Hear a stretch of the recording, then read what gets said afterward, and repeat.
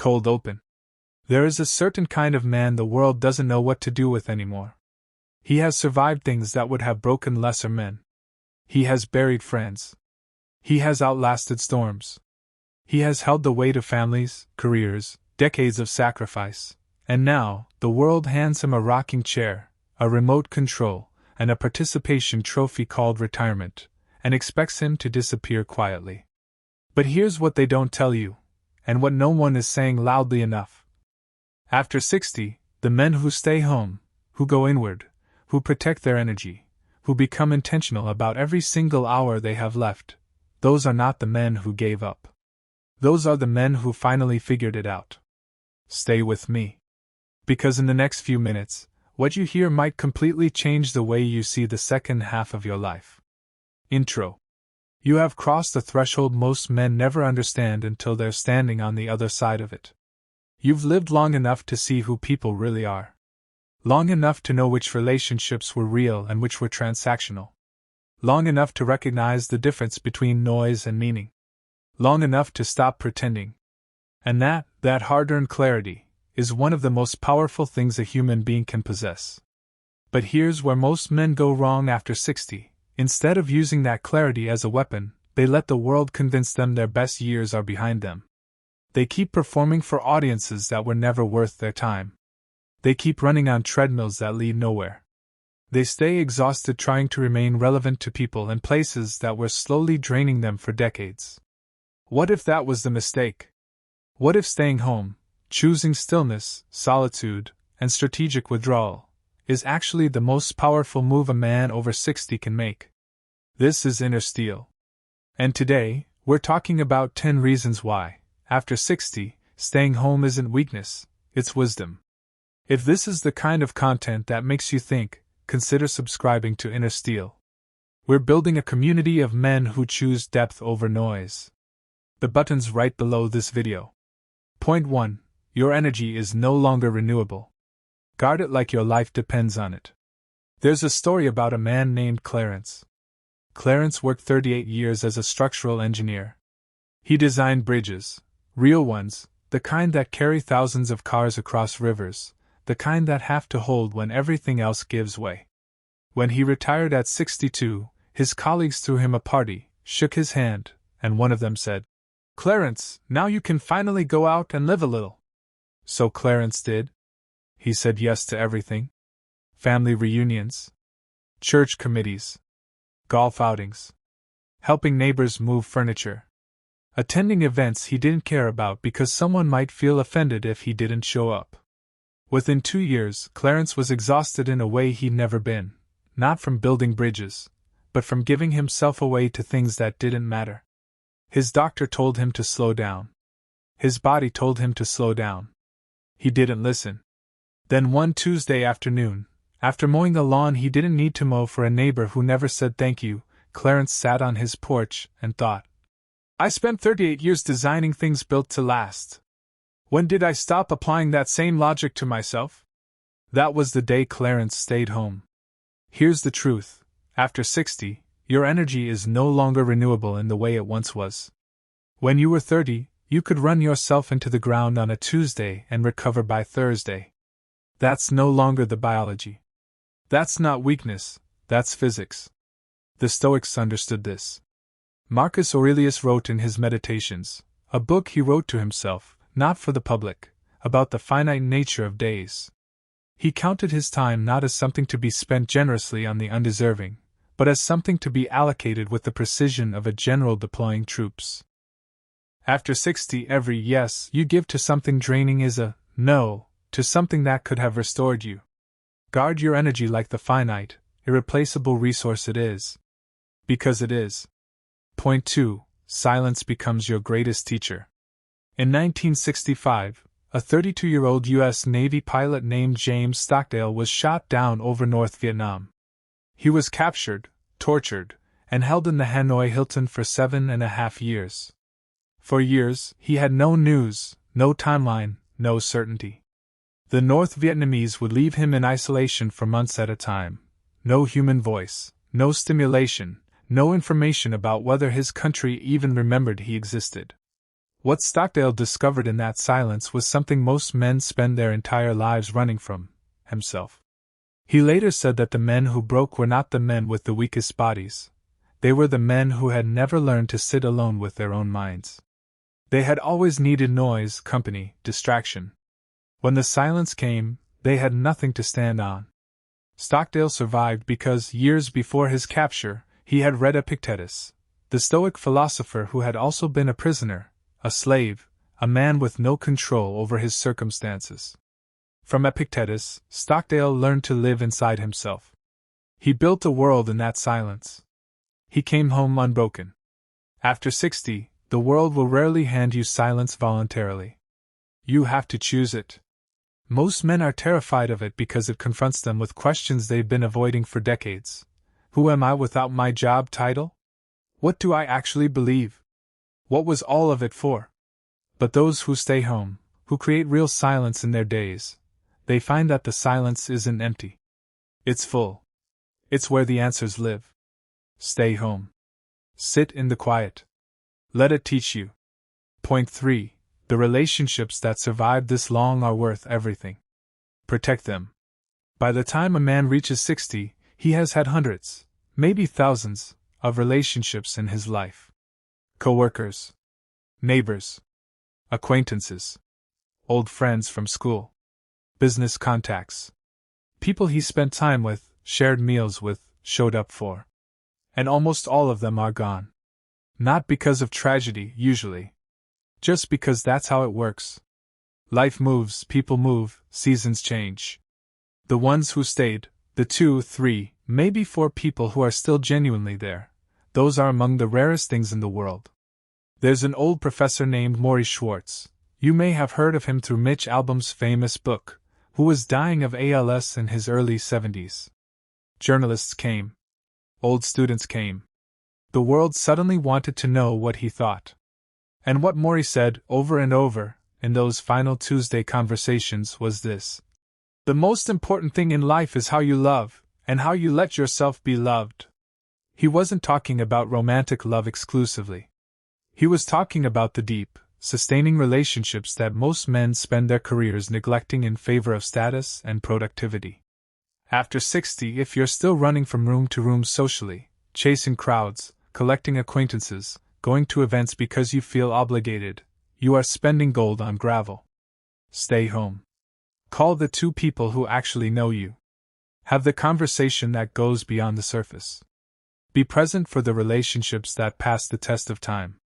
Because at this stage of life, those connections are not just meaningful, they are life-saving. Point 4. Your body is sending you signals. Start listening. Jack LaLanne was one of the most physically disciplined men of the 20th century. He was doing one-arm push-ups and swimming miles in open water into his 90s. People treated him like a miracle, but LaLanne himself was clear about why he did it. He said he wasn't exercising to perform for anyone. He was moving his body because his body needed to move, because he'd learned in his early 20s, after a period of terrible health, that the body tells you what it needs if you stop drowning out the signal with noise. Most men over 60 are living in a body they've ignored for decades. They pushed through pain because work demanded it. They skipped sleep because life demanded it. They ate whatever was convenient because time demanded it. And now the bill is coming due. Staying home, after 60, is in part about giving yourself the space to finally hear what your body has been trying to tell you. Not to surrender to decline, but to respond to it intelligently. To rest when rest is needed. To move deliberately. To eat in a way that supports the second half of your life instead of just fueling the grind of the first. The Stoic concept of preferred indifference is useful here. The Stoics didn't say your health doesn't matter, they said it's not the ultimate good. But they lived vigorously. Seneca swam in cold rivers. Marcus Aurelius rode horses in his 50s while running an empire. They took the body seriously because a weak body limits the mind's ability to do what it was made to do. After 60, staying home means staying tuned in. Your body is not your enemy. It is the instrument through which you live every moment you have left. Honor it. Listen to it. Give it what it needs. Point 5. You've earned the right to stop explaining yourself. There is a story about an old craftsman in Japan, a woodworker who had spent 50 years making furniture by hand. In his later years, people would come to his workshop and ask to see him work. They expected noise, activity, visible effort. What they found instead was an old man sitting quietly, looking at a piece of wood for 20 minutes before touching it. Some of them were confused. A young apprentice once asked him, "Why do you sit so long before you begin?" The old man replied, "Because the wood already knows what it wants to become. I'm just listening." The apprentice nodded as if he understood. He didn't. But 50 years later he did. There is a specific burden that men carry for most of their lives: the need to explain, justify, and defend their choices to the people around them. Why did you leave that job? Why didn't you go to the reunion? Why don't you drink anymore? Why are you so quiet now? After 60, that burden should be set down. Not out of arrogance, but out of understanding. You have lived long enough to know what serves you and what doesn't. You don't owe anyone an explanation for living the way your experience has taught you to live. Epictetus wrote, "It is not that I am unwilling to explain myself. It is that I have learned the difference between people who are asking because they want to understand, and people who are asking because they want to argue." After 60, you develop a finely tuned sense for that difference. Stay home when you want to stay home. Leave early when you've had enough. Say no without the paragraph-long excuse. You've earned that right. Use it. Point 6. The world's noise is not your problem anymore. Viktor Frankl survived 3 years in Nazi concentration camps, including Auschwitz. When he came out, he was a man with almost nothing: no home, no family members left, no possessions, nothing but his mind. What he had is what he built in the camps: a philosophy. He called it logotherapy. The core idea was simple and radical: that even when everything external is stripped away, a human being retains the freedom to choose his response, to find meaning, to decide what his suffering will stand for. In his later years, Frankl was asked whether the world, with all its confusion and cruelty, ever discouraged him. He said something that has stayed with many who heard it: "I am not responsible for the noise of the world. I am responsible for the clarity of my own mind." After 60, the noise of the world has a specific quality that younger men don't yet recognize. It is relentless, it is amplified by technology, and it is increasingly designed not to inform you but to agitate you. News cycles built on outrage. Social media built on comparison. Commentary built on conflict. A man who has lived 60 years has seen enough cycles to know most of the noise resolves itself. Most of the crises that felt permanent were temporary. Most of the things the world said were urgent weren't. Staying home, in this context, means creating deliberate distance from the noise machine. Not ignorance. Not withdrawal from civic life. But a conscious decision to stop letting the world's chaos live rent-free in the interior of your mind. Your peace is not selfishness. Your peace is the foundation from which everything you still have to offer the world will come. Point 7. Solitude is where great men were forged. Ernest Shackleton, the polar explorer, led one of the most extraordinary survival missions in human history. In 1914, his ship, the Endurance, became trapped and then crushed by Antarctic ice. 28 men were stranded on one of the most remote, inhospitable places on Earth, with no communication with the outside world, no rescue coming. For nearly 2 years, Shackleton kept those men alive, not through physical domination, but through the force of his internal character. He remained calm when the ice cracked. He made decisions in the dark. He held the group's faith together through sheer psychological strength. People who study Shackleton often ask, where did that come from? The answer, over and over in biographies, is that Shackleton had a rich interior life. He read voraciously. He thought deeply about life and death and meaning. He had spent years in his own company, sailing, hiking, pushing against edges, and in that solitude, he built something steel inside himself. Most men today are terrified of solitude. They fill every quiet moment with a phone, a screen, background noise, anything to avoid the discomfort of being alone with themselves. The irony is that what they're avoiding is the very thing that could make them powerful. After 60, you have the opportunity, if you choose to take it, to do what Shackleton did decades earlier in his life. Go inward. Spend real time alone with your thoughts. Read. Reflect. Write. Think about your life not as something that happened to you, but as something you shaped, with lessons that still have places to go. History's most formidable men weren't built in crowds. They were built in solitude. Stay home. Build something inside yourself that the world can't touch. If this is speaking to you, subscribe to Inner Steel. We talk about this kind of depth every week. Real men, real strength, real philosophy. Hit that button and join us. Point 8. Legacy isn't what you left behind. It's what you still have to give. Nelson Mandela was 61 years old when he walked out of Victor Verster prison after 27 years of captivity. Most men at 61 are winding down.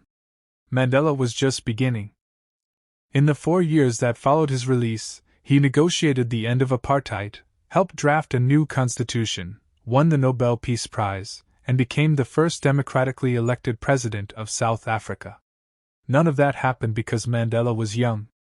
None of it happened because he had energy to burn or connections to leverage or an image to maintain. It happened because 27 years of forced solitude had refined him down to his absolute essence. He knew who he was. He knew what he stood for. He had nothing left to prove and nothing left to lose. That is the power of a man in the second half of his life who has done the inner work. Too many men over 60 operate as if their most important contribution is behind them. They look at younger men and assume that relevance belongs to youth, that what they have to offer is expired. That is a lie. And it is a particularly dangerous lie because it stops men from giving the world what only age can give: perspective, patience, depth, the kind of wisdom that can only be earned through decades of living. Staying home, after 60, isn't retreating from legacy. It's preparing for it. It's getting quiet enough to figure out what you actually still have to give, and then giving it intentionally, not out of obligation or habit, but out of genuine choice. What do you know that no one else in your family knows? What have you lived through that a younger man needs to hear? What problem have you solved that the next generation is still struggling with? That is your legacy. And it doesn't require you to leave home to deliver it. Point 9. The men who tried to prove they were still young paid the price. There is a type of man, and you've seen him, who turns 60 and immediately decides the answer is to act like he's 30 again. He buys the sports car. He starts chasing the crowd. He pushes himself physically past what is wise. He gets louder, more social, more restless, as if aging is a personal insult he can outrun. The ancient Greeks had a word for this: hubris. And they treated it not as a character flaw but as a cosmic error, the kind that the universe has a way of correcting. There is a different story worth telling here. Cato the Elder, the Roman senator and one of the great Stoic adjacent minds of the ancient world, wrote a short book called De Senectute, which translates roughly as On Old Age. He wrote it in his 80s, when he was still reading Greek, still farming his own land, still engaging in political life. But Cato's argument wasn't that he was still young. His argument was the opposite. He had learned to use age correctly. He had stopped trying to do what young men did and had instead leaned fully into what only age could do. He studied more deeply. He ate less, drank less, needed less. He planted trees he knew he would never sit under, because the act of planting was itself meaningful, not the shade. The men who try to prove they're still young don't just fail physically. They fail spiritually. They miss what is actually available to them, a different, deeper, more powerful mode of being. After 60, the game changes. And the men who accept that, who stop trying to play the old game and start learning the new one, are the ones history remembers. Don't chase what you had. Build what only now makes sense. Point 10. Home is not where you retreat. It's where you reign. There is a concept in Japanese culture called ikigai, loosely translated as the reason to get up in the morning. It's not a retirement plan. It's not a bucket list. It is the intersection of what you love, what you are good at, what the world needs, and what sustains you. Research into the Japanese island of Okinawa, home to one of the highest concentrations of centenarians on Earth, has found something remarkable. The men and women who live longest are not the ones who were most socially active, or most professionally accomplished, or most visible to the outside world. They are the ones who had a clear sense of purpose that was deeply personal. A fisherman who fished because he loved the sea, not because it made him impressive. A gardener who grew vegetables and gave them to neighbors. A craftsman who made things beautifully and quietly, for the love of making them. These were people who had found their home, not just as a place, but as a state of being. They had stopped performing for the world and started living for something real. Marcus Aurelius, Emperor of Rome, commander of armies, one of the most powerful men who ever lived, wrote this in Meditations. Confine yourself to the present. Not because the past didn't matter and the future wasn't coming, but because the present moment, this day, this hour, this room, was the only place where life actually happened. After 60, home becomes your command center. It's where you think clearly, love the people worth loving, maintain your body, nourish your mind, and decide what the remaining years of your life will stand for. The world will tell you to stay busy, to stay visible, to stay relevant on someone else's terms. Inner Steel says something different: stay home. Build your interior kingdom. Let the remaining years be not a fade but a fullness. Because the man who knows himself, truly, deeply, without performance, is the most dangerous and most magnificent kind of man alive. And 60 is not too late. It's exactly the right time. Closing. If you've made it this far, there's something in you that knows the second half of life is not a consolation prize. Every point we covered today comes back to one core truth. The men who age powerfully are not the men who kept chasing. They are the men who finally stopped, went inward, and decided who they actually were. Clarence, the bridge engineer, who rebuilt himself on his porch. Stockdale, who survived years in silence because he'd built something real inside. Mandela, who walked out of prison at 61 and changed a nation. Shackleton, who kept 28 men alive through the force of his character. These were not men who ran from age. They were men who used it. That is what Inner Steel is about. Real strength. Real philosophy. Real stories from men who refused to let life define them, who chose, instead, to define it.